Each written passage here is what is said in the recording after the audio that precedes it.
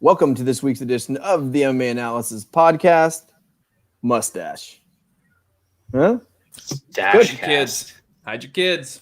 This is a good stat. This is a professional stash. This isn't some amateur it's a stuff. good It's a good thing the kids aren't allowed at playgrounds right now. They're closed, which is fair. Exactly. Yeah, vans in the shop, so playgrounds don't matter right now anyway. All right, New Sean, how are you? What a world. Good.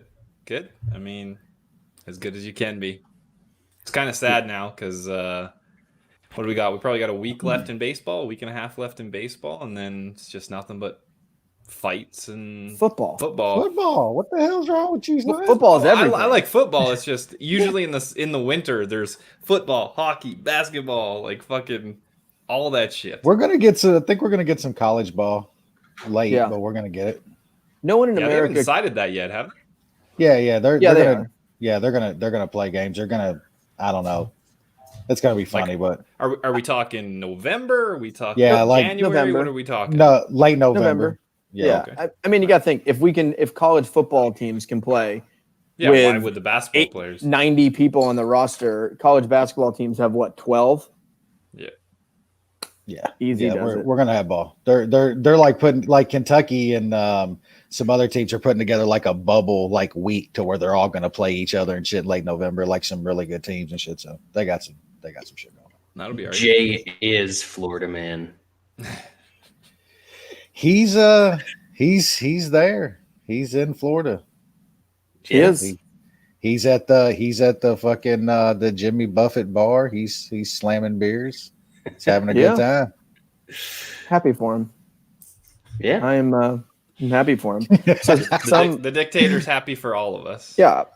Alpha shit only. I've been taking alpha brain. With that mustache and those glasses. Mustache and those glasses. I mean, the alpha shit is just radiating. They're children's glasses. They're kind of crooked. What do you guys think? What if I went? Mouse? Are those Mickey Mouse glasses? Rides 24/7. So I'm going to the casino tomorrow, and I'm thinking this can be the outfit here. What do you think? Are you gonna do the old what was that? Oh, my glasses are fogging. I can't breathe. They are. Who was that fat dude that used to wear those like dinosaur glasses at the World Series? Oh, Moneymaker. Moneymaker. No, the other one, Greg something, Greg Ray or something. I don't know. He won like the year after Moneymaker. Yeah, I know who you're talking about. Fuck, I can't remember his name. You're close though. Yeah. You look like him. Oh, fair. Like again, like if you cut 100 pounds, Timmy Big Dick. Greg Fossil Man Raymer. Yeah, Raymer. Yeah. See, the poker room is closed, so no poker this trip. And I was telling the guys before the show, they're so strict at Harrah's that you can't even drink at the table. Like you can't even drink water at the table because you can't take your mask off for even a second at the table. So my plan is to like get beers and then like hide in the corner and pound them in the corner. And if that's too dicey, I'm just going to go in the room and just and then you go down. That just funnel it. Just bring a funnel. Part of like rolling. I'm sitting in the corner of the slot machine. Beer bonging. Like part of rolling dice to me though is literally like having a White Russian in one hand and a cigarette in the other. Just like pounding both.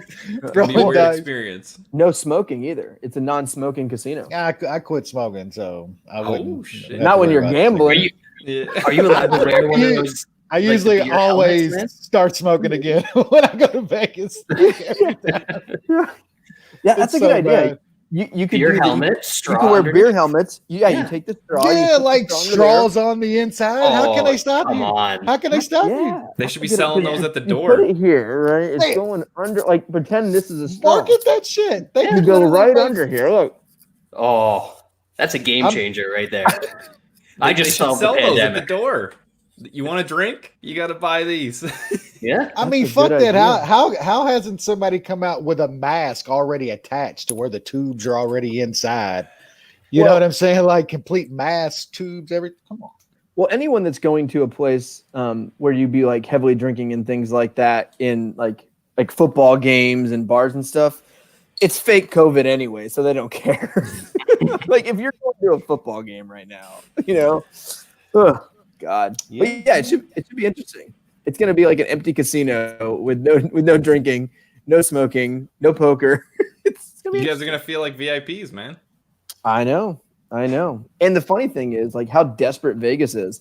I had 4 nights at the Caesar's Palace completely comped when I was going to go to Vegas this week, and I'm paying.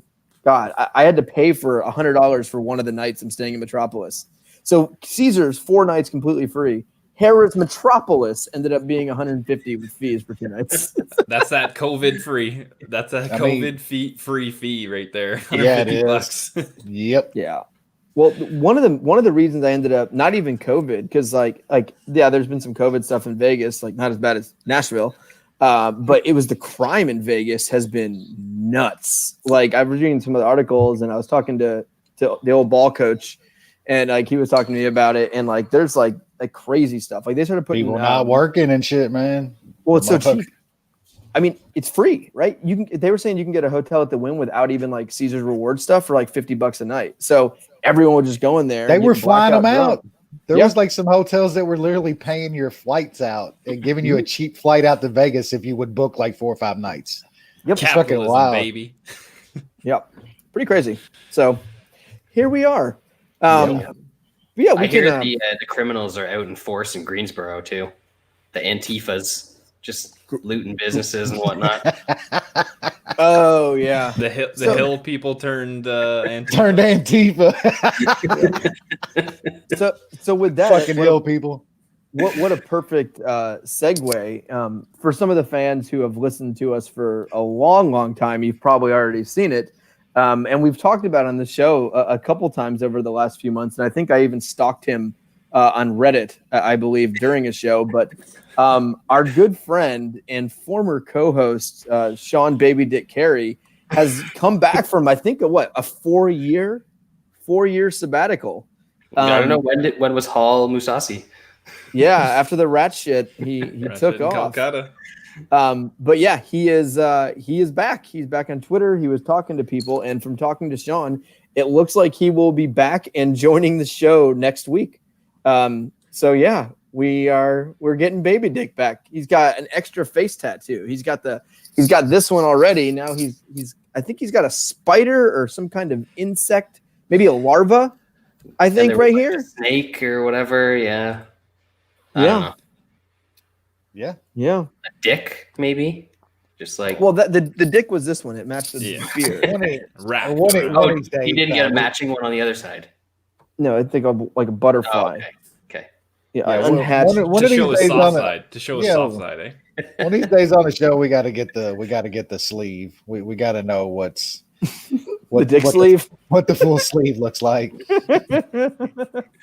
Oh God! You imagine Sean's uncircumcised, so he's got a little bit more sleeve that he filled in. Extra real estate, baby. extra tatting area. Sean is not going to. You can make it one of those folding, one of those like pop-up books where if the foreskin's up, it's one thing, and if you pull it back, it's a different picture. Oh shit!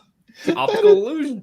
That is fantastic. That's some 4-dimensional tattooing shit right there. Right. Oh God. Anyway, so get ready for this, folks. Yeah. So next week, Sean is back. Hopefully, the crickets come with him from the good old days. That would be good. So he'll be back next week for Khabib versus Gaethje. What a time!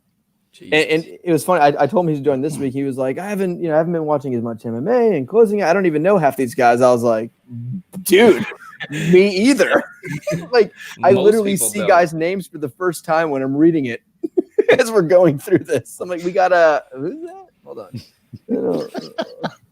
The funny thing is, you don't know them by name. You'll like, because you watch all of them, you'll just be like, fuck, I think I remember that. I remember that dude. Yeah. That fight. I don't know if it's me getting old, but like I'll look at these fights and I'll click on a fighter and I'll see what he's done. And I'm like, okay, I've seen this guy 4 times. I have zero recollection of any of his fights. I couldn't tell you a single thing about him. And then I'll just bet on that guy or get against him. Fighter number 7. That's the UFC undercard. This ain't hard. This isn't that hard. Like, come on. You say it's Last not week hard. It was hard. Yeah. You say it's not hard. Disagree. Perfect segue. MMA betting's not hard. I wasn't able to watch this card. I was out and kind of out. Another story on that one. I was out. I wasn't able to. Yeah, we were there for 20 minutes. Oh yeah, God. That worked out a little bit more like you was hoping it would work out, huh? In, back, out. No mask. Just us. So yeah, that didn't last long. You said I'm out.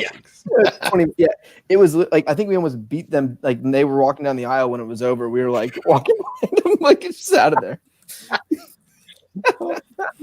So I didn't see the card, but so that morning I woke up early because Selena was sleeping in a little bit, and I started watching the prelims, and I was just skipping through watching some, and I was like, okay, there's 1 loss, 2 losses. I'm just gonna go to the main event. Oh, that's a loss. All right, let's go back. Oh, I lost them all. I feel you. It wasn't great. Yeah, it was not good. It was a rough night for Consensus Munich, of course, and yeah, the main event is the only thing that saved me. That's for sure. That was not good. But anyway, we'll jump in. Starting off flyweight division. I watched some of these. I kind of skipped through them, so I have some idea. Flyweight division: Turgur Ulambekov versus Bruno Gustavo del Silva. Won by decision. Looks like the card started out with a bang with these 4 straight decisions. Any comments here, fellas? Not just as good another as shitty, boring Russian. Yeah, there's a lot of them. Yeah, couldn't get his wrestling going, so we had to fucking have a standing fight, and of course that's going to be terrible. Yeah, who cares? Yep. Next, women's bantamweight division. I did not watch this fight, not even a second of it. Tracy Cortez defeated Stephanie Egger, decision 30-27 across the board. Stuff apparently happened. I don't know what happened, but things happened. It sailed over. Yeah, it was a bad fight. Didn't you have Cortez, Brad? No, I said that like her moving from 300 to 200 it felt wrong, but I didn't bet it because it was a shitty women's fight. Wes is the only smart one. Yeah, I got it. I think I laid some juice, like minus 150 or something like that. It got down to low? Holy shit. Yeah, minus 150 or minus 155. I just laid it. Yeah, that was still way off. Way There's off. another one later that I should have laid, but didn't. Yep. I made a lot of mistakes. Speaking of mistakes, Speaking of a bad one. Yeah, Giga defeated Omar Morales 30-27 across the board. This was surprising, and I don't think I would have been completely shocked if it was closer and he lost. Like that wouldn't have shocked me, but just the level of domination and Morales just doing absolutely nothing in this fight. Like it was a weird performance, and Giga's still not good at MMA, but just weird performance. Yeah, it was weird because like it wasn't that he couldn't get in range or anything like that. Like they were right beside each other, and he just didn't throw anything. Yeah, swing and a miss. I thought the size and strength of Morales would have been a little more pronounced. Especially he was going down. Yeah, it wasn't like Giga seemed like the bigger, stronger guy in this fight, which was surprising to me. So, yeah. That was a shitty one. That sucked. Sure it really sucked. Oh well. I did not watch this next fight. Bantamweight division. Tony Kelly defeated Ali Al-Qaisi by unanimous decision. Yeah. Was this bad? Good. Brad, I know you like this fella. Tony Kelly's fun, man. He's got good skills. It was another fun fight that he was in, and this is the one that dropped down to like minus 160 before the fight, and I should have taken it because I like Kelly quite a bit, but he's going to be good against guys that don't just take him down and lay on him. What can you do? But there's a decent amount of people that can do that because I don't think Al-Qaisi is that good. Ali Al-Qaisi is not great. I mean, that dude literally has no hair from like here up. So he's got no hair here down either, man. He's fucking powder. He's a baby bottom. That's a wild looking dude. Powder. Powder. Powder. Come on with it. Ooh. And then we finally woke up Yeah, yeah. the last fight was good too. Well, it's funny because I was rewatching these fights and I went through them. I skipped the Cortez fight and I watched the couple and I was like, God, this just seems fucking boring. And then I stopped for the Impa fight and then saw that and I was like, okay, this seems a little bit better. I was surprised here. I don't think Buckley's all that good, but man, that was some kind of finish and he was winning the fight before it happened. I don't think it was anything crazy. It wasn't completely washed, but man, that was impressive. Yeah, I think I'm a little more right on Impa than I think you are too. I just seems it. I'm not. I still don't think much of the guy. Even in that fight, like you said, leading up to that knockout. I mean, it wasn't even close, man. The guy he won't throw. He's too passive. He's way too passive. But yeah, that knockout. Look, that is like an all-time knockout. It really is. But I mean, people are immediately greatest knockout ever. I'm like, stop. Can we stop with this shit? Every single card, it's the greatest fighter you've ever seen. It's the greatest prospect ever. Greatest knockout I've ever seen ever. Stop. It's an awesome knockout. It's an all-time knockout. It's not the greatest fucking knockout in MMA history. Just stop with that shit. No, Vic has been. I like. Vic's been in 4. Yeah, he's been in like 4. Those are my top. Those are my top 4. The Nico Price one, just classic. I mean, seriously though, I still think Barboza's knockout is better. Like his knockout on Edom, that fucking spinning is so much better than the Impa knockout or the Buckley knockout, and I like it. Well, I think the Barboza Anderson's on Vitor was in a fucking title fight. Yeah, fight. And then he front kicked again. You got it. Yeah, and that has to matter too. Like implications in the fight. Yeah, the Anderson kick and shit. Come on, man, just chill out. Yep. I think this was just the perfect fight for Buckley's style. Like he's just throwing haze. Doesn't have to worry about getting taken down. Yeah, he did the same thing. He did the same thing that he did against Holland, except he could reach this guy. Exactly. Guy didn't have fucking 80-inch reach, so and this guy doesn't fucking throw anything. Like Holland's throwing back 50 strikes at him. This guy's just standing there doing nothing, letting Buckley tee off. Like we're gonna like Brad said in our chat. Buckley's gonna get a fucking another highlight, hopefully, against this scrub he's about to fight, and then Beverly Hills Ninja. We're gonna get a good fade price against Buckley here in the very near future. Yep. But if you want to know the best KOs ever, I tweeted out a list last night. Go look at it. It's been notarized. It's legit. We're all on there? In order to be fair to everyone else, I had to exclude Vic knockouts because they would have just been 1 to 4. And then, everything else after that. The Vic knockouts are spectacular. I mean, yeah, I know. That's why I had to exclude them. He did the YMCA across 4 different knockouts. Do you think he's a Trump supporter too? Since that's the theme song at the rallies? Clearly. All right. Next, Brad, your boy just keeps on coming, man. Chris Dukakis defeated Rodrigo Nascimento. Was that a jab? How did I not win a bet on this one too? Like, what the fuck am I doing here? Oh, you took decision. No, we went. I thought fatties. Yeah. Played fatties. Nascimento got hit with literally every strike that Dukakis threw. It was fucking ridiculous. But he ate like He's slow. How do you hit that much? He ate a big shot, and then he gets like dropped by a jab. So like it was ass fucking backwards. I'm like, what's going on, dude? You just ate like a big one. Then he just jabs him, and the guy falls down. Yeah, it was wild. I mean, between that knockout and then the next one, the Breeze Bueller knockout. Yeah, damn. Like just a strong gust of wind is putting these fellas out. The Nascimento one for like to get knocked out like that. There was nothing behind both those punches. There was nothing behind those. It was so weird. Like I don't know. Nascimento sucks. Dukakis sucks. Next fight. Hey, there it is. You watch your mouth. Dukakis.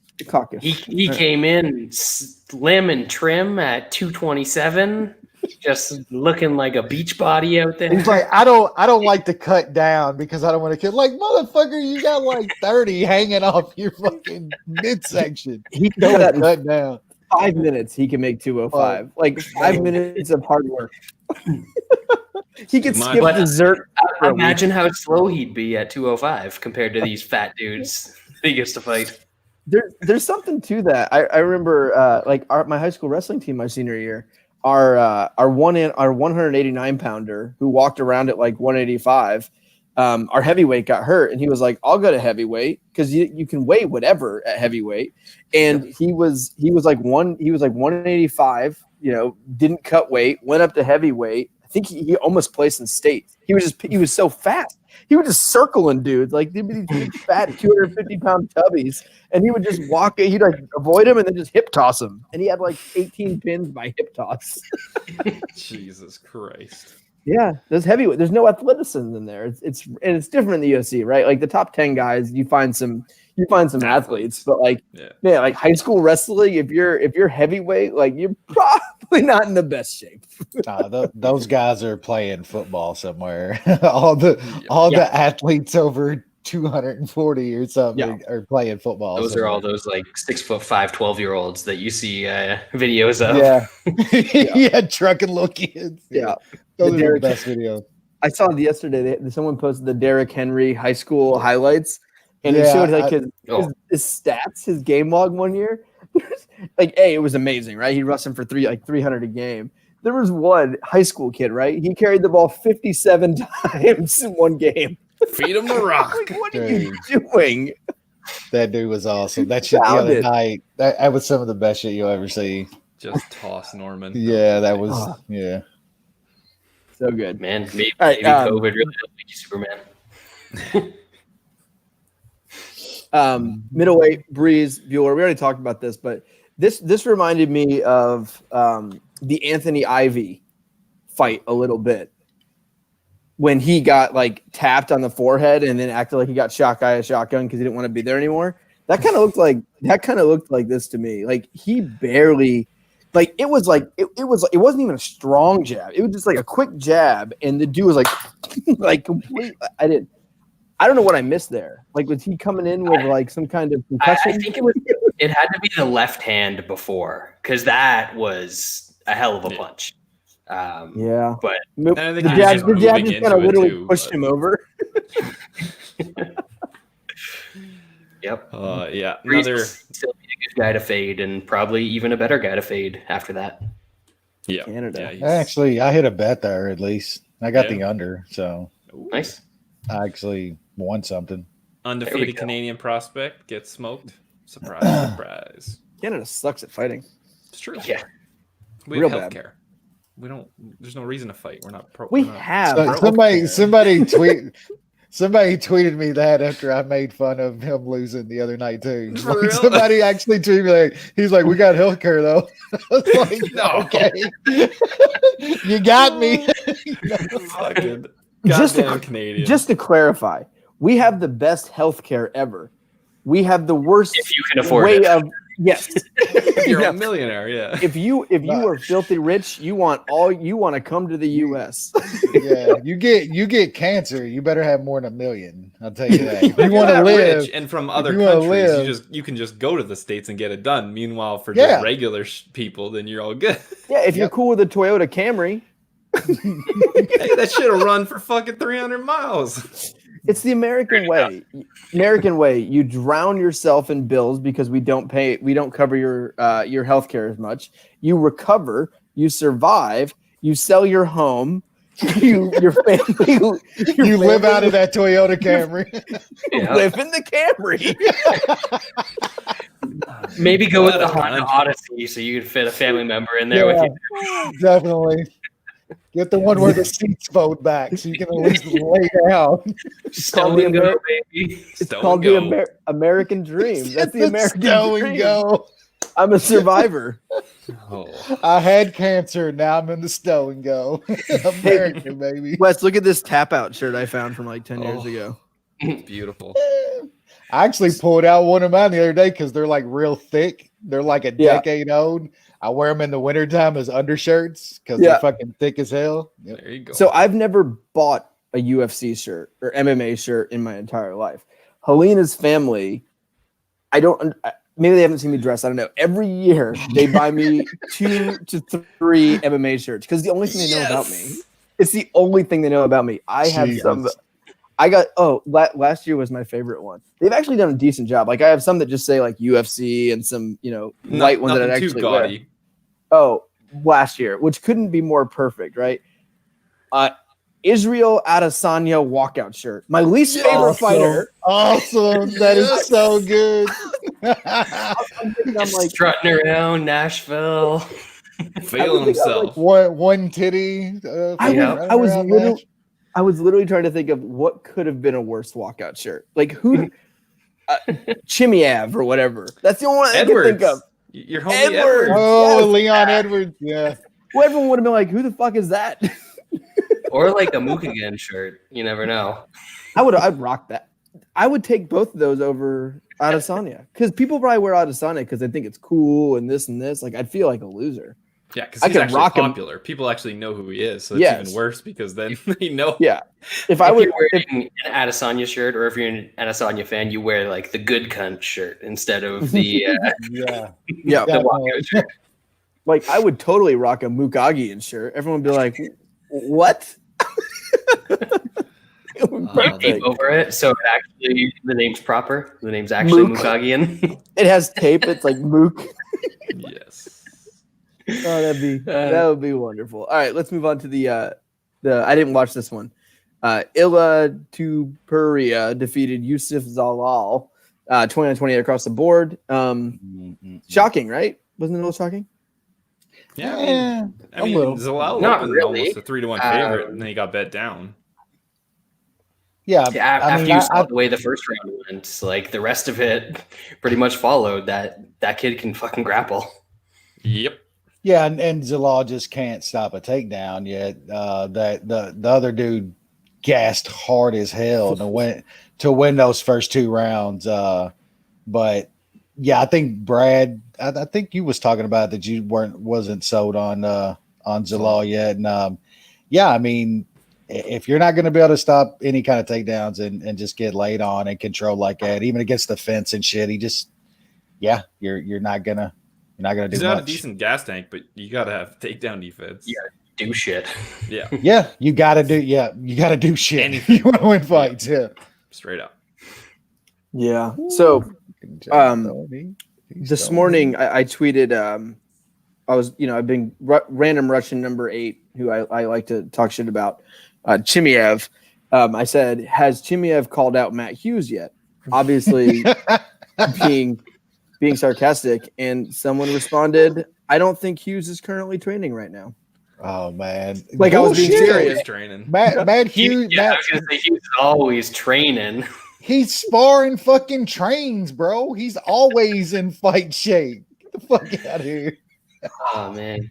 If anybody trains UFC, it's Matt Hughes. That's right. Yeah, it's true.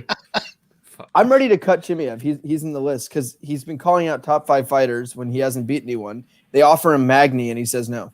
So cut him, right? Yeah, and cut him. A bunch of guys call him out. Like Hellboy calls him out. Not a peep.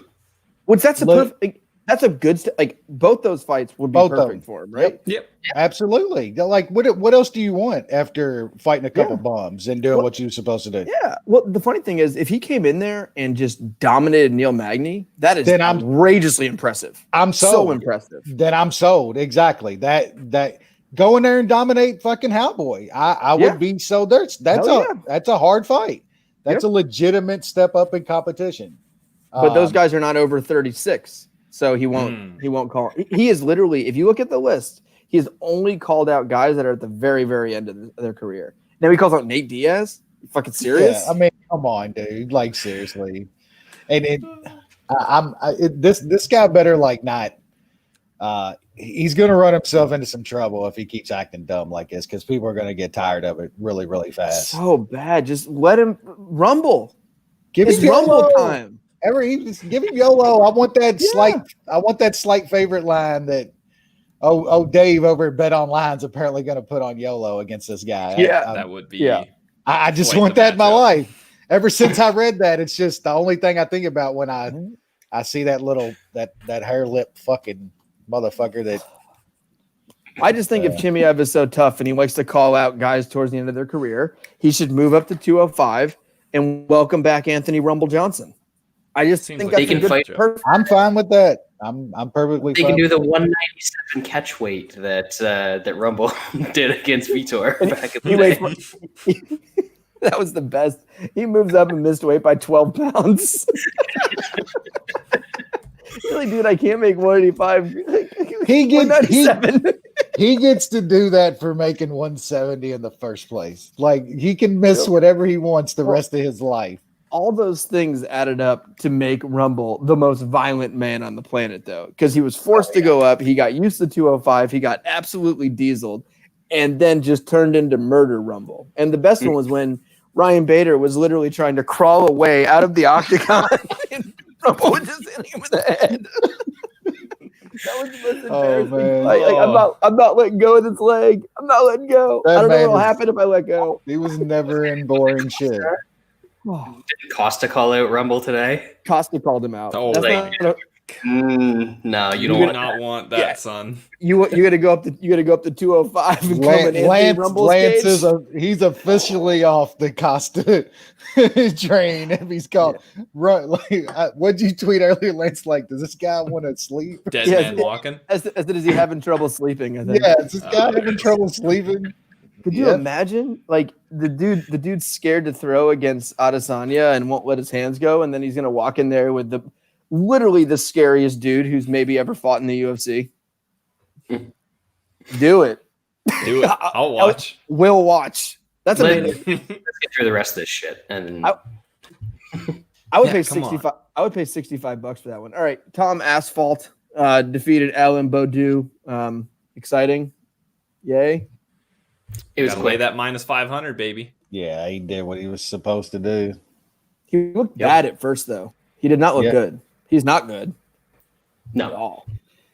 All right. Nah, I don't know where they're rolling in these big fucking doughboy motherfuckers. Think they're like great heavyweights are going to have any shot at the Hog or any of them up in the top. Mm-hmm. Rumble kills all these fat fucking Caucasians. Yep. Rumble's back, February? Hopefully, yep. Not soon enough.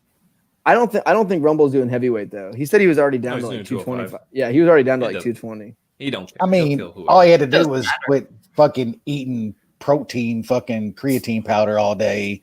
That dude was like a ninja turtle. His fucking neck was like, he didn't even have a head. Yeah, it just kind of sat there. Like, shit was ridiculous, bro. I mean, if Chris Dukakis can fight at 227 looking like that, Rumble can fight at 220 and he'll be fine. Yep. Rumble should agree to fight Chimaev at 185, come in at like 204, and then call him a pussy if he won't fight him. Yeah. You scared, bro? Yeah. Oh, God. All right. Dricus Duplessis defeated Marcus Perez. KO. This is the Munich. It lost. It looked good for the first 3 minutes, and then it looked real bad. Just a weird punch. Yeah. Just right on the ear, just flatlined him. Yeah, an uppercut that would have hit him in the nuts if he was standing straight up, and somehow it knocked out a guy that's never been knocked out before. And Perez looked good before that. He was fucking pressuring, throwing good heat. I went back to that body kick some more. Because he did not like that at all. I don't know if I would have changed my bet after the outcome. No, I didn't feel like I picked the wrong side per se. I feel like he got caught. Yeah, I'm fading this guy again real quick because I think they're gonna buy into a little bit of this hype. I think. Fuck apartheid. So True. Next up, heavyweight division, Marcin Tybura defeated Ben Rothwell. I told you motherfuckers not to trust Big Ben. He's terribly washed. He was doing so good, though. He was same thing. He was doing good.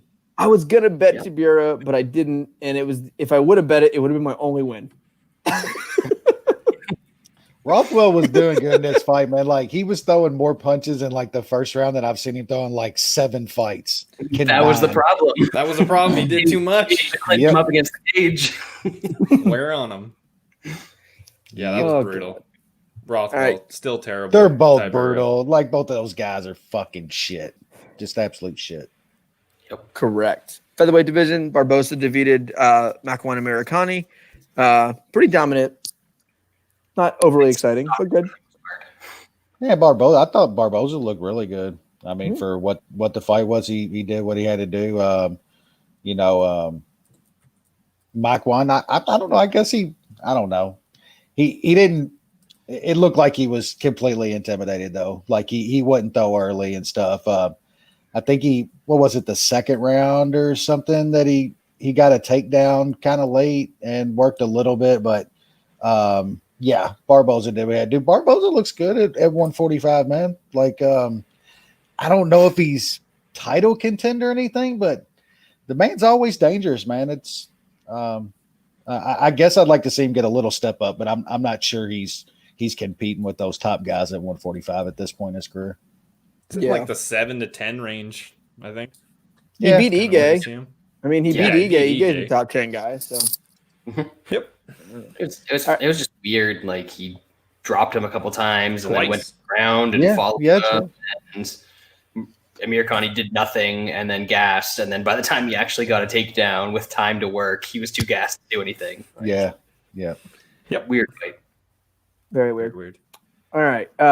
Main event, Sandhagen defeated Moraes. I was Samsonite on this one. Just way off.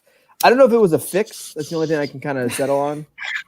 That there was something going on behind the scenes. Moraes, he looked bad instantly.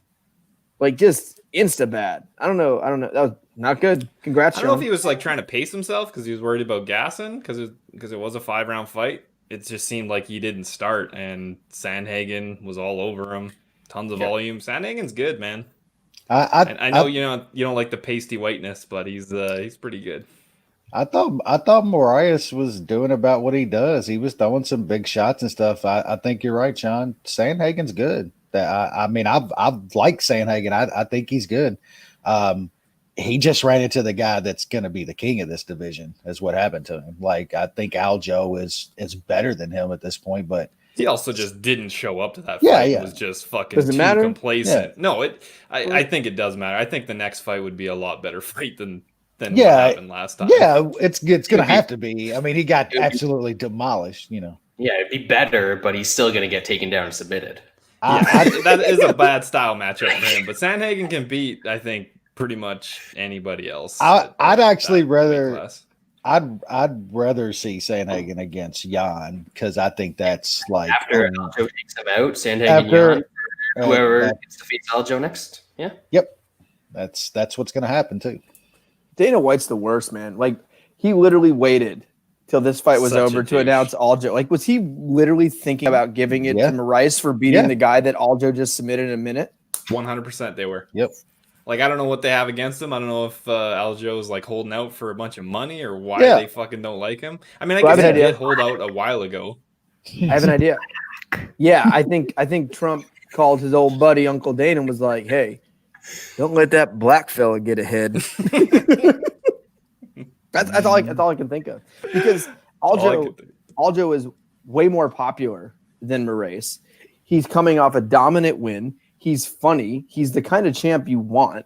Moraes isn't the kind of champ you want.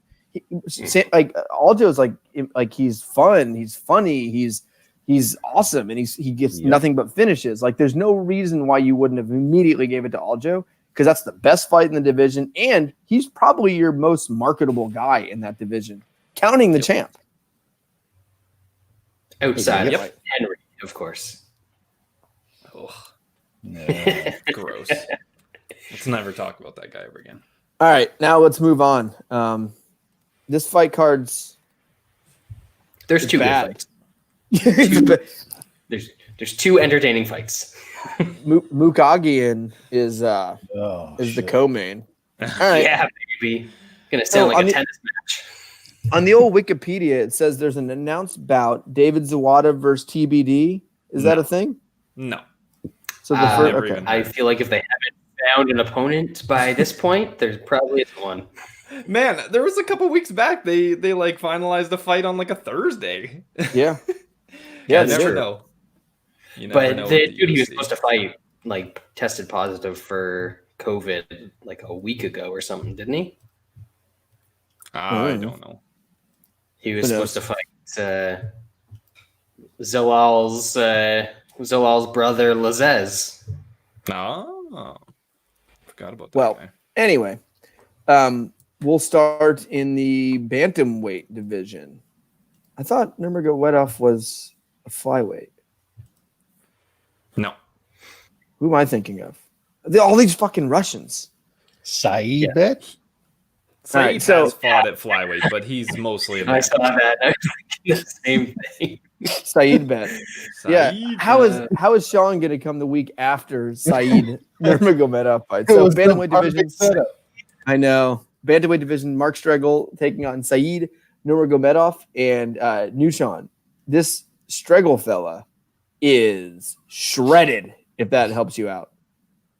Those pecs, those abs are fucking very, very nice. They're very nice. I bet you want to lick them. I guess this guy just works on his body because he damn sure doesn't fight much. He's fought like more than once, only one time in the last like 5 years. Like he's only fought like more than once in a year in the last 5 years. He's just working on that beach body. I think Nurmagomedov is the right side. I don't think he's going to get subbed by this guy. I just don't think Nurmagomedov is. I don't think he's going to finish. So I grabbed him by decision at plus 100. Brad, would you finish against Mark Striegl? Probably. Those abs, baby. I mean, he's from the Philippines, so you know he sucks. Looks like he has a decent record. But yes, as far as your question, he's a handsome man, so of course he'll finish. I just don't think that he's got the wrestling to go against. I don't even know if this guy's related to the other Nurmagomedov. I assume they're all related. If you look at the beards, they look like a bunch of inbred hicks from Russia. They're from the same mountains. Exactly. This guy, he finds subs against people that are shitty, but I don't think he's going to get this to the ground. I think he's just going to get boxed up on the feet. Wes? Yeah, I can't see the toastal strudel here doing too much. I kind of agree with Brad. I think our boy Saeed Bet just kind of stays on the feet, boxing him up. He won't be able to get him down. So, yeah, Sean, his bet by decision. That's a pretty good price.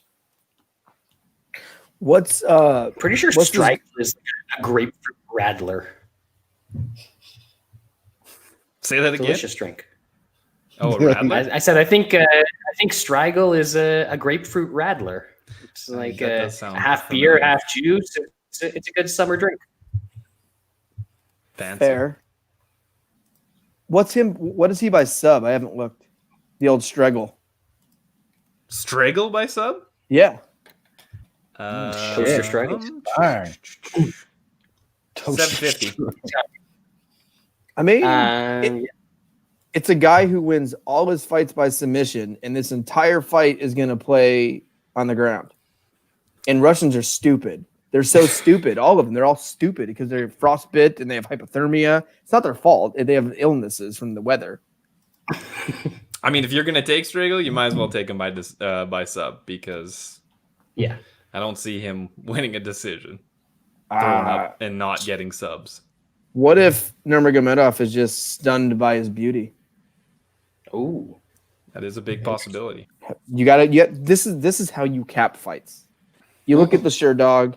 You look at pictures. You think about his beauty, his eyes. Then you lock yourself in the basement for 4 hours doing tape study. Right? Beautiful. Look at these beautiful blue eyes. Like there are oceans in here. You just come in with the mustache. Like, I mean, I don't know. I'm taking Striegl by sub. Suck it. It's in there. It's a winner. Booyah. All right. Light heavyweight division. Antigulov versus Maxim Grishin. Nushan. Fuck, I know Antigulov is not good. But the guys he lost to, I mean, he lost to the Bear Jew. I mean, that guy's elite. He lost to Michael Olowokandi, the cute labia. Fuck, he lost to friends of the MMA analysis. So he's not that bad. He beat some other scrubs. This Grishin guy, he looked horrible against Tibura.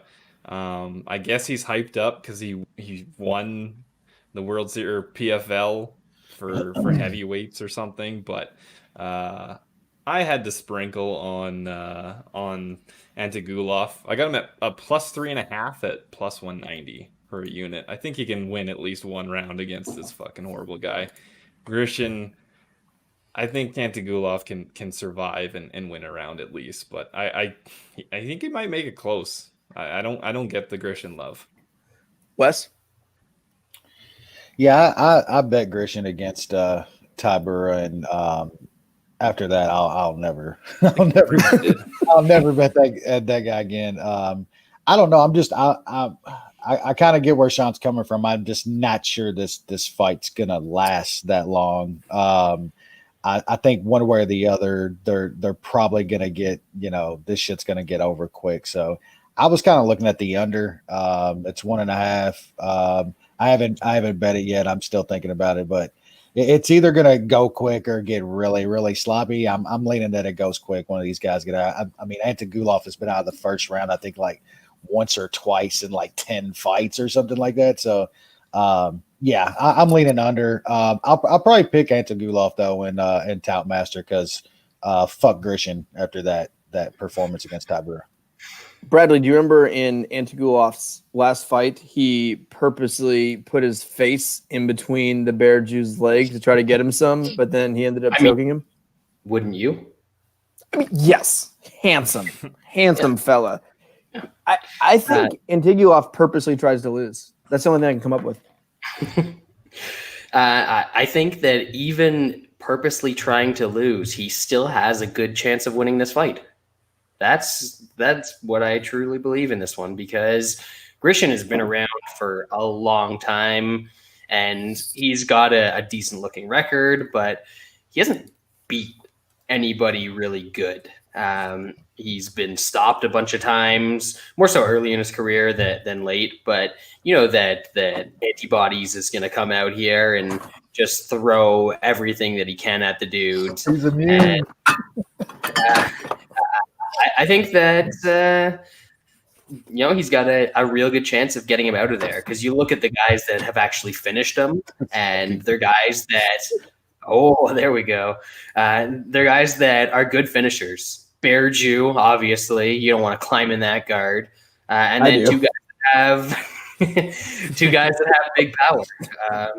So I don't really think Grishin has the sort of power or submission game to get the Antibodies out of there, and I'm siding with the Russian, who is the one exciting Russian on the roster. Oh shit! Because he gets knocked out a lot, or he finishes guys quick. Come on, John. One or the other.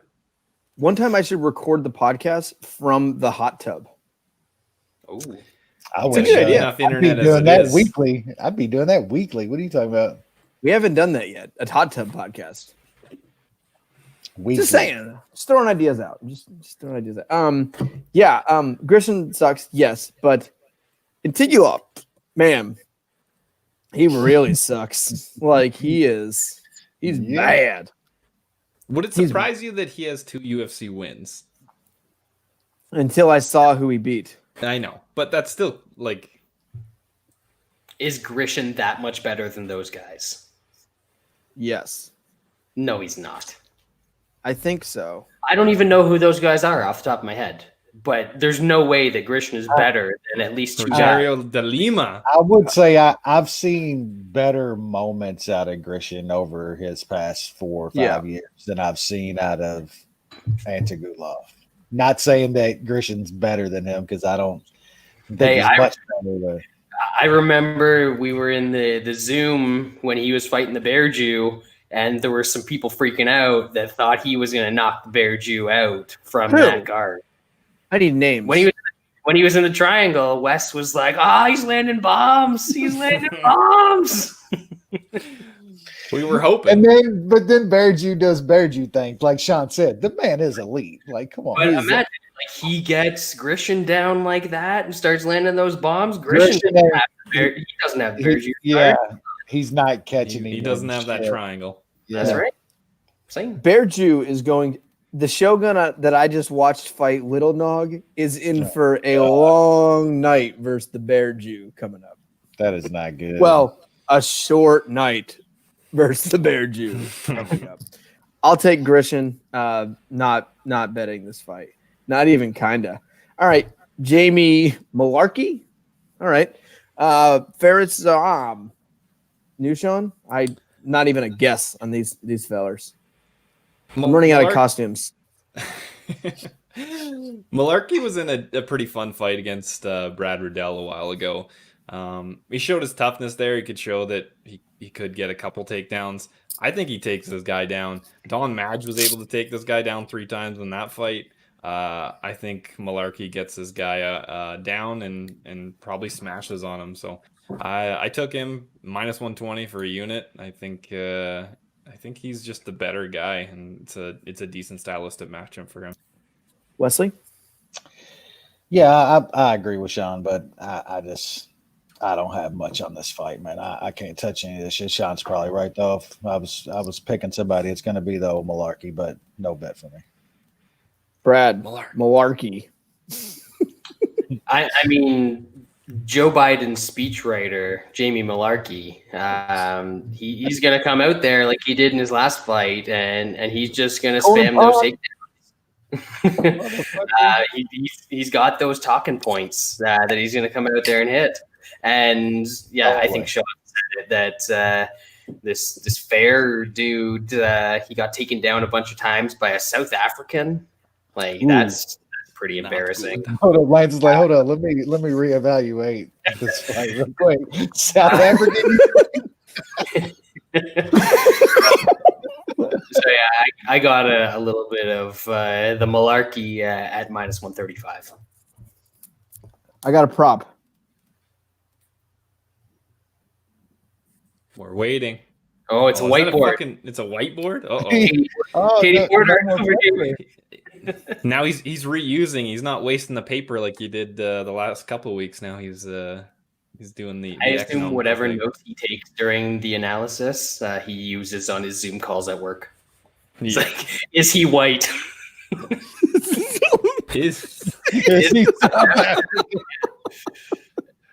no. The guy that he lost to is South African. Oh, I'm going to use this board throughout the show. Yes, sir. Yeah, I think it's good. I got nothing. I don't even know if these are real people. All right, middleweight division. John Phillips, Jun Young Park. Yeah. You, Sean. As we saw in his last fight, John Phillips is very bad and can be taken down with fairly easily. Park is not great, but I think he can get John Phillips down, and we've seen John Phillips get finished a decent amount. I don't know if Park gets the sub or if he just smashes him out on the ground, but I think it happens. Phillips is horrible. I took Park inside at +150 for a unit. Wow, look at you. Yeah. Sean is completely right on this one. Phillips is, I mean, he's fun. He throws down, but Park, he can wrestle a little bit. He's going to take him down, smash on him. I actually think Sean's on the right side with inside the distance. And he got a really good price. I like that bet. Brad? I don't know what you guys are talking about, because John Phillips survived as long as anybody against the greatest fighter of all time. I mean, we've already seen it. The random Russian number 8 is just incredible. And the fact that he even made it to the second round, you're not getting John Phillips out of there. What do you think this is? Come on. But yeah, he's going to get taken down a bunch in this fight. And I think it's actually probably going to go to decision and just be horrible with a Korean dude out wrestling John Phillips for 3 rounds. But that's just me. What do I know? Tell me you got the white Mike Tyson. Which one's that? The white one that's not the white one. It's the white one. I don't see colors. Lack of color. I like Park here. Phillips is going to lose to anyone who I would say middle school wrestling would be enough to beat this guy. So I think Park gets him down, beats him up, probably a sub, maybe ground and pound, maybe a decision. But I do think Park wins this pretty easily. And the line wasn't, when I looked yesterday, the line wasn't like crazy. It was minus 250. That seems pretty low. That seems pretty low. So I'm gonna be having Park in a parlay, which I don't remember who I wrote down with him. Let's see. Have not touched that yet. Okay, cool. Let's move on now. Women's flyweight division. Jillian Robertson versus Poliano Botelho. I actually don't hate watching Robertson fight. That's because she gets finished or finishes. Yeah, I think it's the hair. You like the red? I think it's hair. Who's the Canadian chick that has Marcos. the other color hair too? Well, technically Robertson's Canadian too, even though she lives in Florida. Oh, that definitely. But that changes it all. I like Marcos better. Their gradient there. I like that Marcos one. She's from Really? Detroit. She Hello. trains there anyway. Yeah. I like her. No, that's just me. That's just you. She's all right. Brad goes down to Detroit once a year, does a little assy. That's why I'm so angry this year, man. Yeah. Couldn't get to opening day, huh? It's a caged animal we're looking at. Oh God. New Sean. Oh, Fuck, Robertson. man. I think I've been burnt by Robertson before, playing some overs and goes to decision and stuff like that. Dude. I'm probably gonna get burnt here. I'm with you. I played over 1.5 at minus Why? 135. I took One goes and a half? decision at plus 175. You can't keep fucking subbing people. It should not happen. Have you seen women's MMA? It is terrible, but I have to play the odds. There's no way. This chick got subbed by Calvillo in 4 minutes. Why would you think Robertson couldn't do the same? Because Robertson got subbed by Mayra Bueno. Surprised? Robertson's good. No, she's not. She's good. She's Canadian, and we know what happens. So I'll pick Robertson. Just hope she doesn't get a sub right away. Yeah, Wes. Yeah, I mean, I hate to agree again, but I do think Robertson is decent, for a women's MMA fighter. But man, like Sean said, you got to play some averages here, and you're getting a 1.5 on a women's over. It's almost like you got Chicks are 125 pounds. Yeah, it's going to take some really fluky stuff, I think, for this to end early, and I think both of them are Hip throw. Yeah, but Arm That triangle. might happen.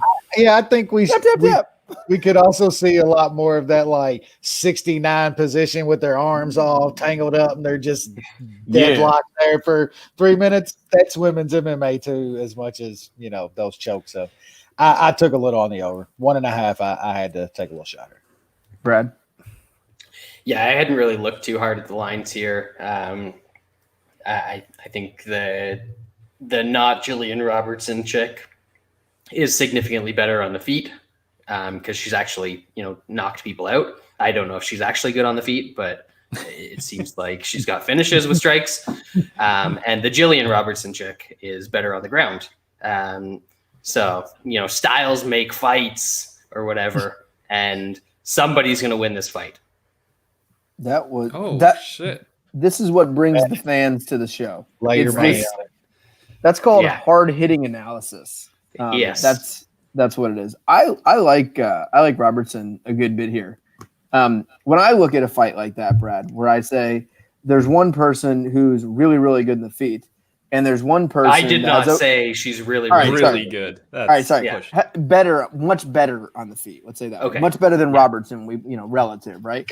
And you have one person who has okay wrestling and really, really good submissions. Now, who gets to dictate where that fight goes? The wrestler. It's an MMA fight, so it might just Hip toss. Hip toss. That's what we're talking about. We're talking about hip tosses here. We can see hip tosses all day. That's all it Head is. and arm throws. Come on now. There's nothing more important in women's MMA than just reaching out and just grabbing someone's wrist like this. That locks up the takedown. If you get that wrist right there, because then you're just grabbing the wrist, you're going for a hip toss, you're going for a ride there. It's unstoppable in women's MMA. It's what you do at very, very low level wrestling when it's like this person's first day on the mat. Yeah. I'm waiting for it's so bad. I'm waiting for women's MMA to start using like the Russian tie, where you get the other wrist, and then you come around, you get both wrists at once. And I used to like the Russian. It was just weird. You can kind of do rug burn in there. There's a lot of things you can do from that position. But you were definitely one of those guys that would like take your wrestling shoes and grind them on the back of somebody's calf, right? I was the meanest. So I actually have all my matches taped. I have them all on DVD, and from time to time, I watch them, relive the glory days. My favorite match is my daughter was watching. She wanted to see it, so I put it on the other day. I just put on like a random DVD, and there's this. We go to the mat, and the guy I was facing, he had a shoulder brace on, and I remember this. This is not a proud moment. The guy had a shoulder brace on his arm, and that's just a stupid idea when you're facing a suit. I take the guy down. I instantly double wing him and run it around his head, and his shoulder pops out as I'm running the corner. So if that tells you what kind of wrestler I was. Love it. You got to be pretty – you shouldn't be on the mat if you get double winged. But, double wing, it puts it up like this, so it's straight in your shoulder, and then you run it around the head. And it was funny. So anyway, Robertson sub first round. Ooh. First round. Lightweight division. Matus Gamrot versus Kutateladze. Nushan? I've heard of the one fella. These are like Lord of the Rings characters, right? Who's Hollywood? Is that me? The dictator? Yeah, we're the Hollywood elites. Jeremy, who's Hollywood? I don't have much on this fight. I'm not a real fight fan. I haven't seen most of Gamrot's fights in KSW. I've seen some of the highlights, but I guess he's hyped up a pretty good amount. I'll guess I'll pick him. He probably wins. Yeah, West. Yeah, I mean I've seen a little of him too, but there is a lot of hype, and I'm just I don't know if it's that much deserved. I mean I think he's an okay prospect, but this is like they're at least giving him a guy that he should style on in his first UFC fight. So I'm gonna pick him, but man, we've seen how some of these can go lately. These guys coming in the first time that have been in lower level shows overseas, and they're minus 350 and shit. I'm not taking no chances on that. So yeah, pick is gonna be him, but pass on a bit. Brad. Yeah, I'm not worried about Gamrot here. I think that as much as we've seen that narrative where guys have come in with a lot of hype, this is a guy that's actually fought some decent dudes outside of the UFC. He's been in big situations. He's got enough. It's not like he's 6-0. Like this dude's 17-0 and fought some pretty decent dudes. He's shown skills in a bunch of different areas. I think that the Georgian dude that he's facing is more of the Georgian kickboxer. So he's going to be able to get takedowns and do some work on the ground here. So I'm not worried about Gamrot at all. I think if you want to toss a dude in some parlays, minus 300, this isn't a bad option to do it. Yeah. Everyone seems to like this Gamrot fella. I've seen some highlights, which is usually my extent of non-UFC or LFA or Bellator fellas. He looks okay. I mean, I think he'll be good, but no real opinion on this. I don't really like weighing that kind of juice on newcomers that I don't know too much about, so I will pass. Next up, we move to the featherweight division, and we have Tommy Almurda versus Jonathan Martinez. Almeida's been out for approximately 6 years. He's Correct. Equaling baby dick. Yeah, you, Sean? 33 months. That's the last time he fought. I remember what the world was 33 months ago. We could go to restaurants. Can you believe that? Do you remember restaurants? Holy I shit. could go and eat ass in the parking lot if I wanted to, man. Yeah, fuck. God damn, up. what are they doing? 2020 is fucked up. If it was 33 months ago and it was this, well, the time. If it was that back then, we'd be going to Vegas this week. We'd be in Vegas. We would be in tomorrow. Vegas. Yeah. Instead of driving to Metropolis, Illinois, I'd be flying to Vegas. We'd basically the same. This year. The same. Yeah, like, yeah. New Sean. So yeah, Almeida's fought once in 33 months. In his past 4 fights, he's been dropped 5 times. That is not great. That chin is sketchy. He's always been hittable. This doesn't, like, I know Martinez is not that good. The guy he beat last time out is beyond washed.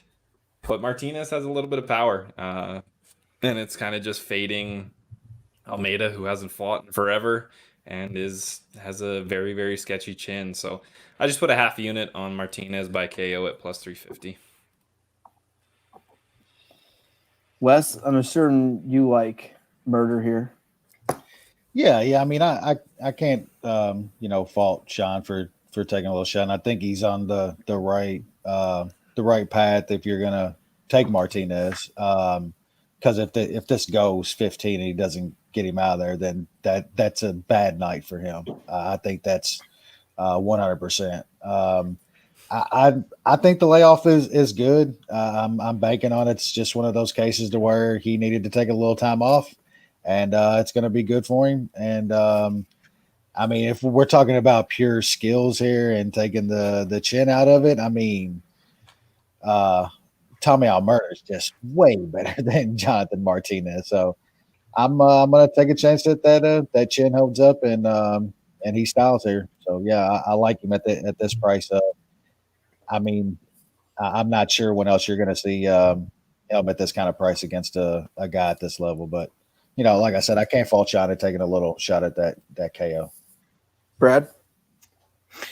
Yeah, I think people need to kind of reevaluate where they stand on Tommy Almurda here.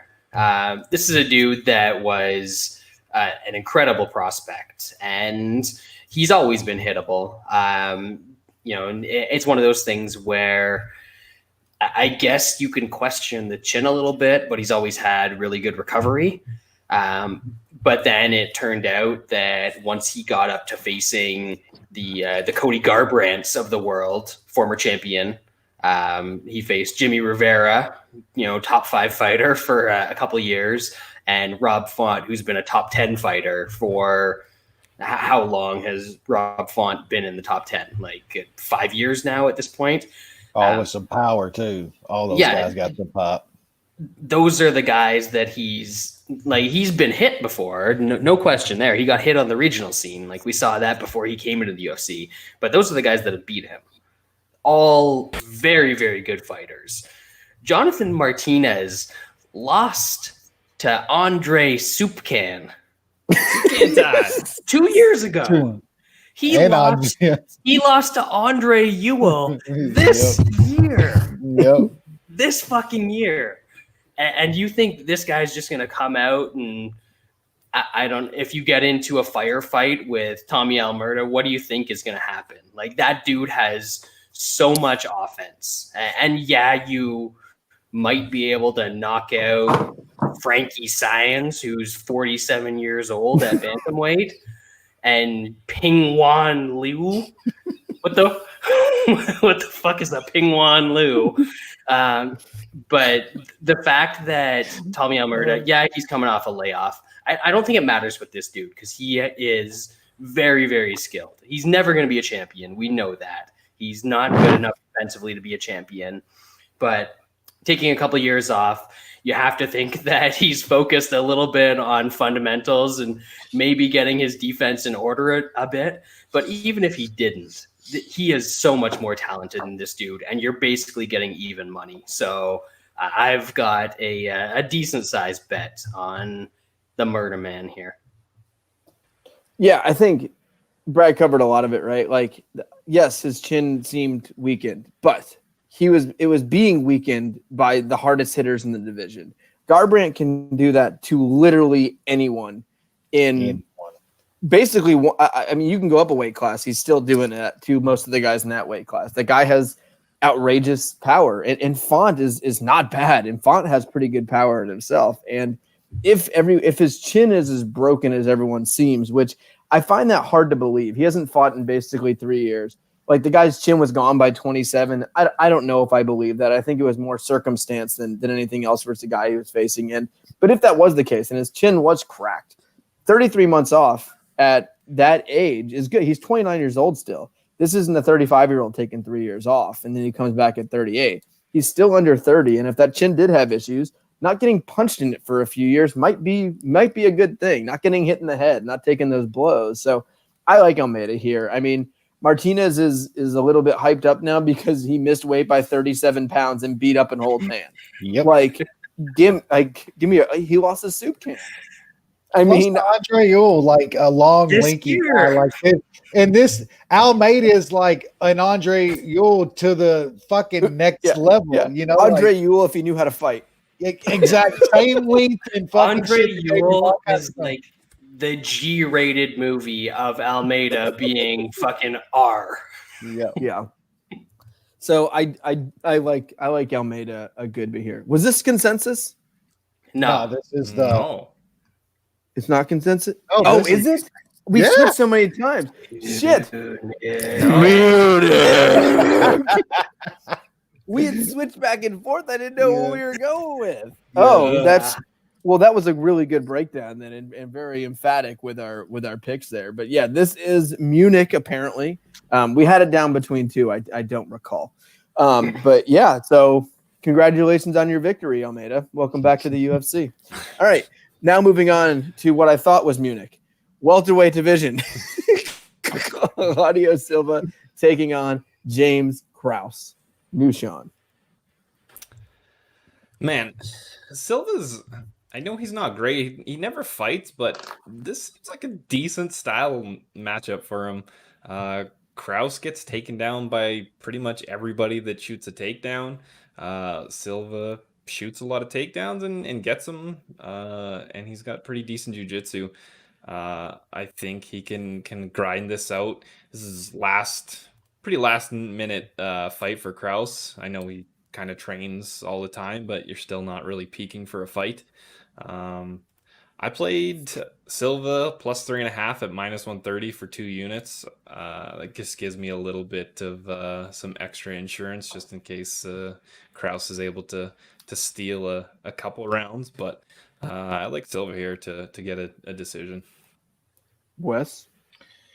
Yeah, I mean, props to Krause for taking these short notice fights. And like Sean said, he usually always shows up in fairly decent shape and stuff. But I mean, we know at this level, you need to be doing some sort of game planning and knowing who you're fighting. And that's, it's going to give you an advantage. And I think Sean kind of broke it down right. Krause, he gets taken down by just about everybody. Silva's got pretty good takedowns, and once it gets to the mat, he's just a better guy. I don't want to see this on the feet a lot. I do think Krause definitely has an advantage on the feet, but Cláudio Silva's always seemed to be a pretty smart fighter in the cage and takes the advantage of his strength. So I see this being on the mat, and I think Krause is good enough. His jiu-jitsu on his back and stuff is good enough to survive. So probably Cláudio by decision, but I just took some dog money on him. I think Sean got a really good hit on that points handicap. It kind of saves you if Krause gets around in there. But yeah, I like Silva as a dog here. Brad? You guys remember like forever ago when Silva beat the referee that the British referee Leon Leon Edwards.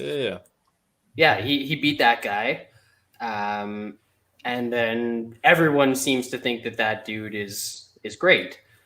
The only other dude that's beaten that Leon dude is a guy named Usman, the champ.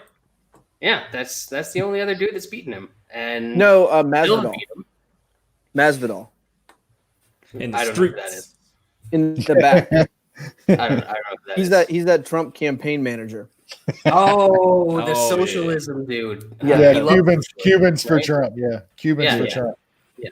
He knows about socialism because his dad came across on a tire from Cuba. Yes.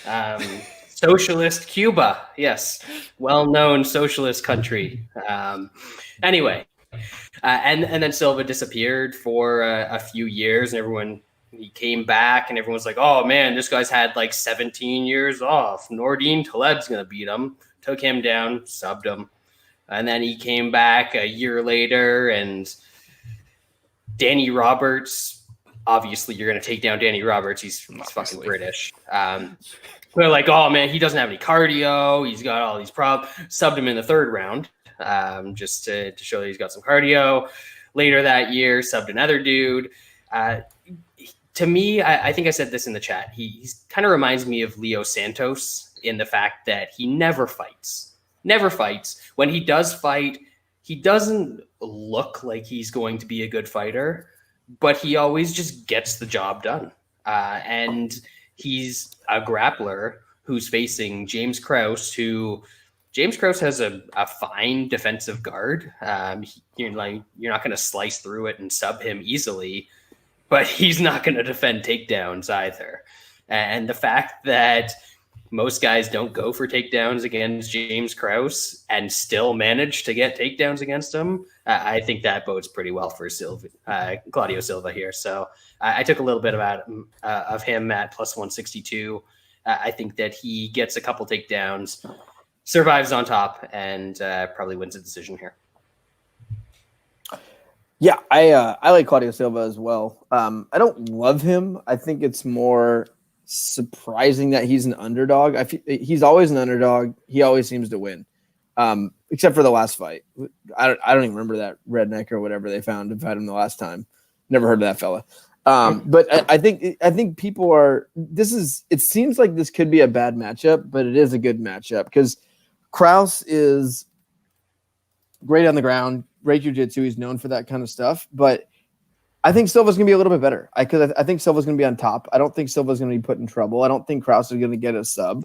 And I think Krause's gas tank is just as bad as Silva's. And, this is short notice, I believe, again. And, oh, yeah, the guy in the chat said that too. But, yeah, I don't know. I think Silva makes you want to bet him. He just wins. And until he loses at an underdog price versus an old guy on short notice, I feel like you have to take a shot on Silva at this price. He's not going to get finished. He's going to get takedowns. And then the third could be just an absolute dumpster fire. So hopefully he gets the first two. I feel like this fight's going to be – this is going to be fatties. This is going to be fatties in the third round. Like it's going to be – Fatties at 170, baby. Yeah, it's going to be bad. But, yeah, I like Silva here, plus 150. So, yeah, that is the consensus now. It is the consensus. So we don't have dude wipes anymore. This was better when we had the dude wipes consensus bet of the week, but then Mark Cuban wrecked that. Fucking asshole. All right. Heavyweight division. Dude wipes. Those were our dudes. We had the owners on the podcast. Yeah, I know. They should thank you. Y'all got them the exposure they needed, and fucking Mark Cuban. Mark Cuban, big fan of the mma-analysis. Exactly.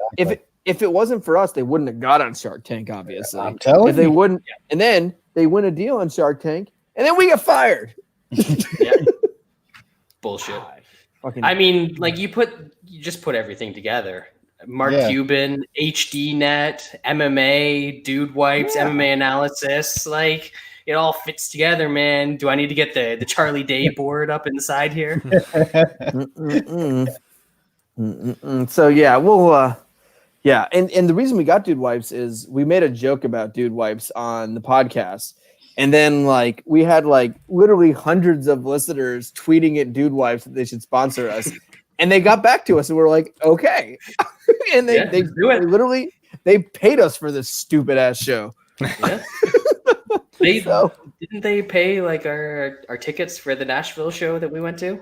Yeah, because they were giving us, so we had them and 5 dimes, were sponsoring the podcast, and then we had got up to like I think we had like $4,000 or something like that in our podcast savings, and we split it amongst us and went to Vegas. So yeah, it was good times. Good times. Fucking Derby. All right, light heavyweight division. Jimmy Crute, Modest Bukkake party. Brad or Sean? I'm gonna start. No. I got this. I got this. It said Bukkake. A Modest Bukkake. I hope that the listeners have some beverages ready for them for this fight, because it's going to be a dry, salty fight.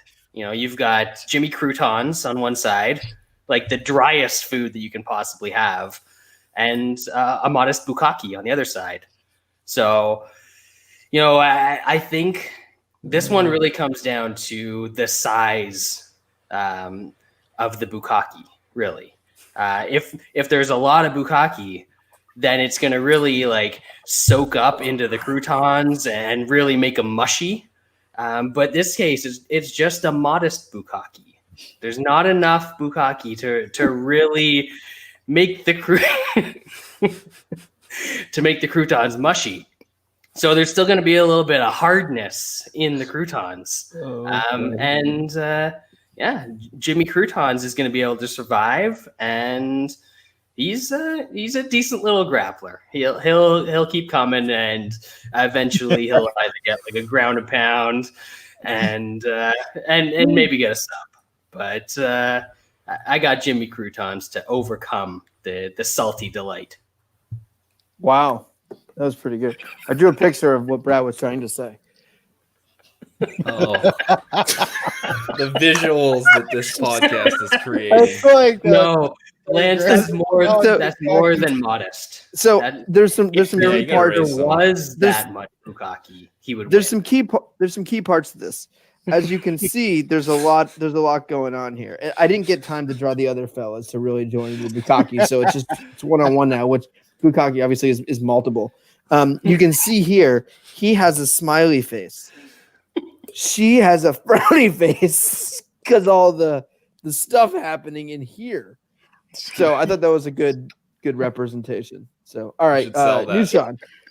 You should sell that. What do you got? The when we went live with the video, I feel like was really good for the fans. Oh, it's unbelievable. It took it to another level. Maybe not higher level, but it took it to a level. That's a different level.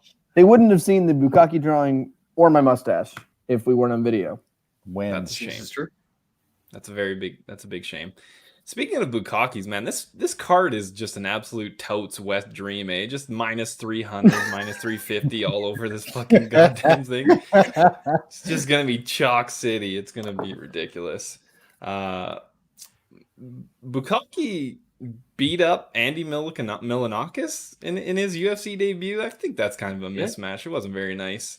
It's not an impressive win to me. Crute is going to get a sub here.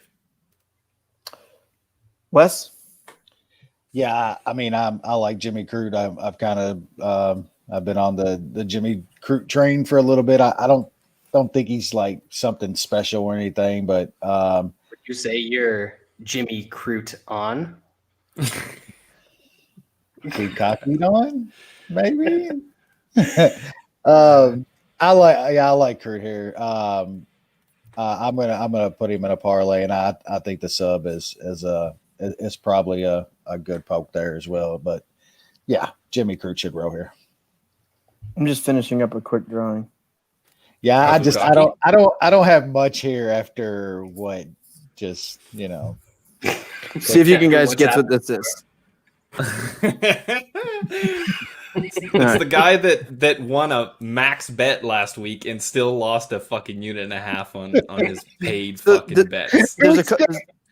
There's a couple things to point out here. Obviously, the trash can is on fire.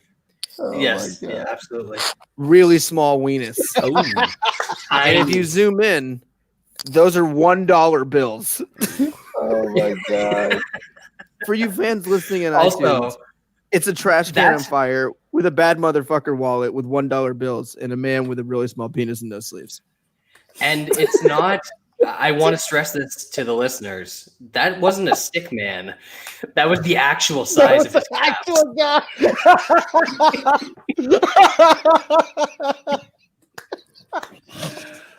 Oh shit! He said that's the actual size of his fucking calves.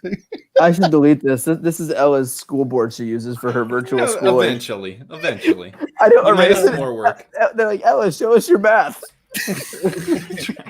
Bad motherfucker. Just put a star instead of the U for bad motherfucker.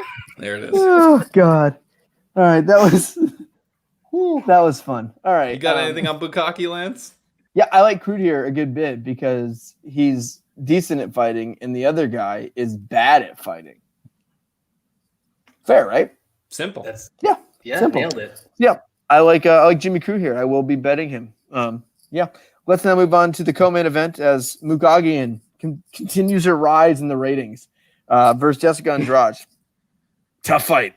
Real tough fight. Yeah. Nishan? Man, Chookagian is terrible. And if you look, she has a lot of wins on her record. And that just goes to show what 125-pound women are like in 2020, 2019, all that shit. Andrade, I mean, she should be a 115er. Maybe she has some more cardio. I didn't think her cardio was that bad at 115, but maybe she can throw even more. She throws a shit ton of volume, and she can go for takedowns, and Chookagian can be taken down. So it is a little bit concerning that the height difference is about 8 inches and the reach is about 6 inches. But considering Chookagian is terrible, I don't think she's going to be able to take advantage of that. I got Andrade at -131 for a unit. Wes? Yeah, it would probably be a bigger bet for me at that price, but still at around -150. Man, Chookagian is not great. Andrade, just think what you will about it. She's literally fought the best fighters that you can fight. And the Mook is not that. She'll get inside here and she'll land. Yeah, I like her at even that juice price, but at -131 or so, it'd have been a pretty big bet for me. Bradley, doesn't the dip go well with the mustache? It does. Cherry on. It like Perfect. matches. Yeah, I thought so too. Yeah, you've got one fighter in this that's just gonna like hup and try and 2-step away the whole fight. And the female John Lineker who's going to come after her and throw bombs. And honestly, this could be a fight where even if Chookagian is landing a little bit more while she's running away, it's still not going to look good. I don't see a way that this fight looks good for her. She's not going to overpower her overpower Andrade if she gets into the clinch. She doesn't have more power to even think about stopping her from coming forward. So it's probably going to be 15 minutes of Andrade coming forward and just winging haze, and she'll probably get some takedowns in there as well. I hope it's less than 15 minutes because I hope she lands something big and gets rid of her. But yeah, Andrade being this price with her skills in this matchup is kind of crazy. I think that I might actually have like a straight bet on a favorite in a women's fight. It's weird.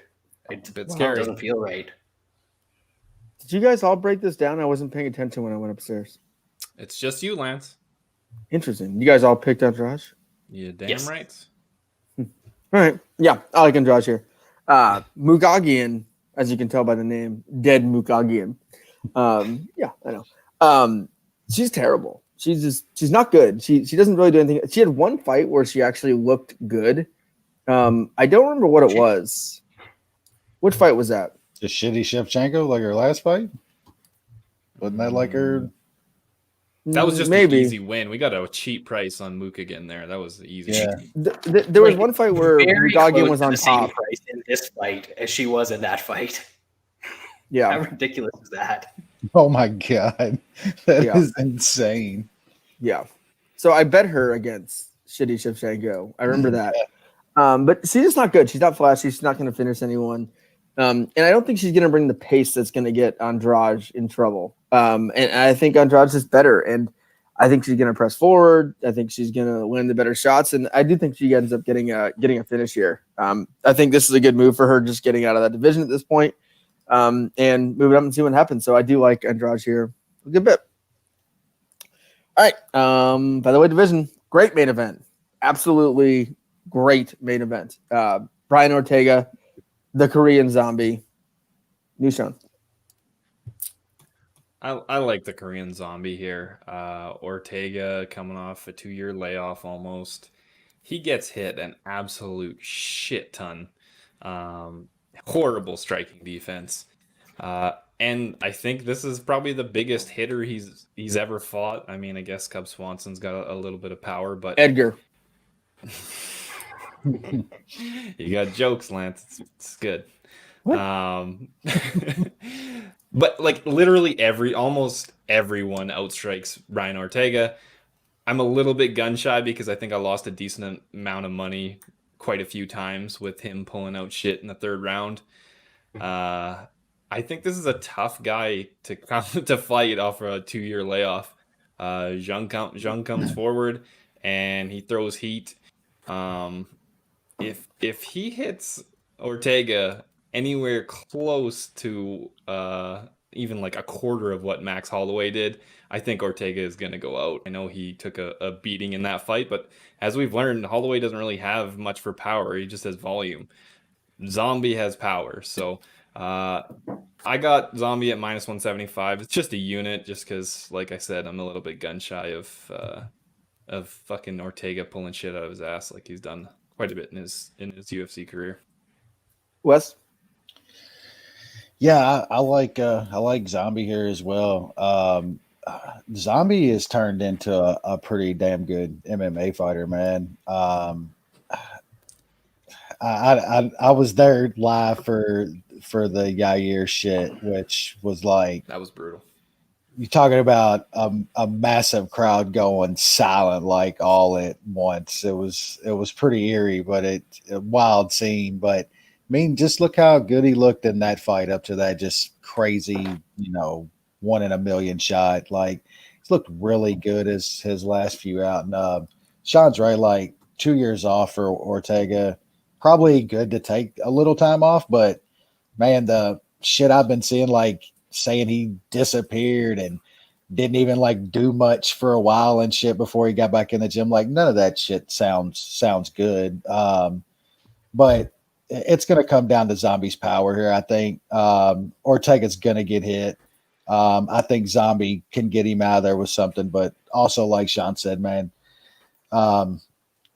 Ortega from a couple years ago or a few years ago now, I've lost some money on that guy catching dudes where he's getting his ass beat for 2.5 rounds and catching something over and over. Like that's why I never really thought a whole lot of Brian Ortega, because I would watch him with my own eyes get his ass whooped for round after round after round and then catch guys. I don't think he catches Zombie with something here. And I think Zombie gets him out of there maybe in the 3rd or 4th round. So yeah, I like Zombie quite a bit here, and I'm going to have him in a parlay. Brad? Yeah, has there ever been a Brian Ortega fight that he would have won by decision? I don't think so. Yeah, like he is a round loser, but a moment winner, and he's very dynamic. He can win fights against a lot of people by pulling out something crazy, pulling out some sub after he's down 2 rounds or whatever it is. But the biggest thing that I see in this fight is that these are 2 durable fucking dudes. Ortega, we saw all the shit that he took from Holloway, and I know that that Zombie has more power than Holloway does, but I don't think that he's some like huge power hitter in the featherweight division. He's got decent power, but he's not just going to go out there and blow people away. And then the same thing goes for Ortega coming back, it's not like he's going to land one punch and sleep Zombie in this one. I don't think that he's going to just slap on a sub out of nowhere and sub him. Somebody mentioned it in the chat, but I've actually got a little bet on the over 2.5 at plus 100 in this one. But I think that Zombie by decision at plus 400 is probably a pretty good play in this one. I think that he's just going to be coming forward. You know, we saw when both of these guys fought Frankie Edgar. One of them was boxing the shit out of Frankie Edgar and knocked him out in the first round. And one of them was basically even with Frankie Edgar and then landed something that put him out. So I think we're going to see that play out a lot here, where Zombie's going to get the better of the exchanges. Maybe late in the fight, he can put him away or something like that. But I think it's just going to be a lot of like him out striking Ortega 2-1 in this fight and probably winning a pretty wide decision. Those two fights didn't happen in Lance's universe, by the way. No, neither of those happened. I did see Frankie Edgar win his last fight at plus money. I don't know if you recall that. He beat the shit out of Pedro Munoz. Just beat the brakes off him. I had that like 50-43. So weirdly enough, I've been... Hold on. Before you get into your breakdown, if that comment in the chat is real, that Ortega has Tiki in his corner for this dude. Not only is Tiki what you say, but he is from like the early team punishment. Tiki fight. I watched Tiki fight like live. So Tiki's fight, UFC 24. Tiki against Bob Cook. Great fight. There you go, man. Great fight. But Tiki is like 0-4 in the UFC and terrible as a fighter. And great coach. Not much better as a coach. Great coach. He did slay Celeste before all the plastic, though. That is true. That is very true. Hall of Fame goatee as well. He does have a good fucking blonde streaks. So weirdly enough, I've been anti-Ortega forever because of all the reasons you guys said. I cannot get it out of my mind that he's going to choke out Zombie. I don't know why. I can't figure it out.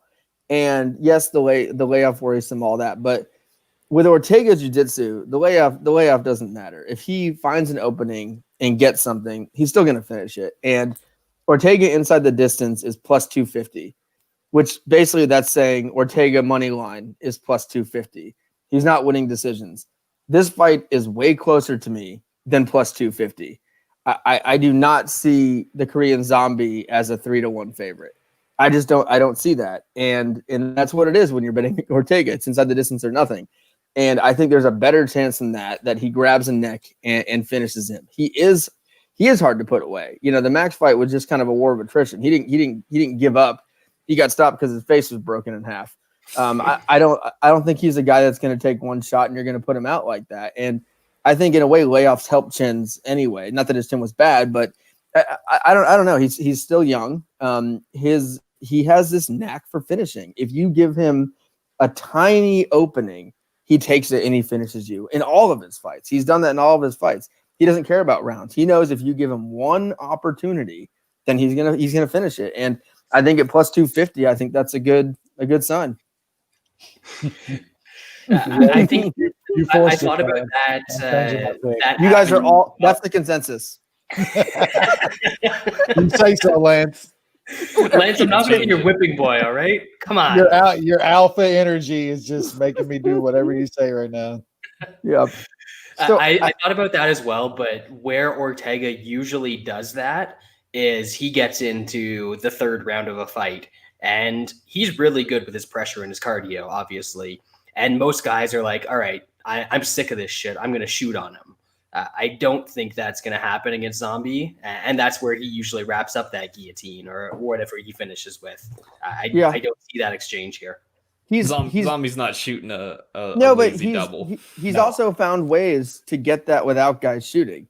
He's gotten chokes with just a snap down, where he pushed him against the cage. Is getting later in the fight a little bit tired. he gets a little snap down and then gets that choke in. He gets these chokes in from positions you don't think guys can finish it. He has a knack for that sub late in fights, and I think at plus 250, I think it's worth a stab. I think there's a way better chance than him grabbing a neck. And I think Zombie's good, but I don't know. We'll see. Against his jiu-jitsu is just it's world class, and he can get it at any time. And I think at that price, it's worth it. Tiki's got a better chance of taking out. Tiki's good. I would definitely bet Tiki if he was fighting him. So, all right. They stopped. It was a cut, man. They stopped because of a cut. That's all it was. All right. Well, that'll do it for this week. Fun show. We had a good time. Hope you guys enjoyed it. Yeah, we got a big fight next week. We got Khabib versus Gaethje. Fuck Khabib. I'm gonna lose a lot of money. We're gonna cash like a sick plus 250 next week. Yeah, it's gonna be fun. Easy money there. Hopefully, old Sean. Yeah, if you guys know, we always call Sean New Sean. Old Baby Dick is old Sean. That's why New Sean was New Sean, because we had two Seans in the show, so we called him New Sean. So hopefully he's back next week. Wish me luck at the craps table with no booze, no smoke, mass, and 6 people per table. Should be something. Dip? No, you can't spit. You can't spit unless you're swallowing it.